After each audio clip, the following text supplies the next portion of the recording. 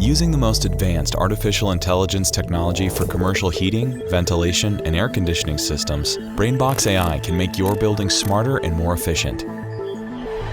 BrainBox AI connects rapidly into your existing building management system, pulling internal data securely into our cloud server every 5 minutes through an encrypted IoT network without the need for an additional sensor deployment. Relevant external information, including weather forecasts, utility tariff structures, emissions data, and more, are fed into our AI engine, adding immense value to the existing internal dataset.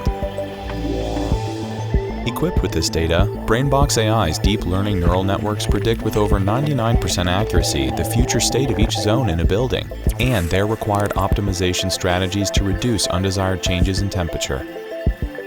Unique instructions are then sent directly back to the control system via a curated set of AI-powered algorithms that continuously make micro-adjustments to individual system components, acting only within the parameters established by your facility management team, while overseeing your HVAC equipment, eliminating building drift, and identifying any potentially unsafe conditions, creating a safe and true, continuous commissioning process.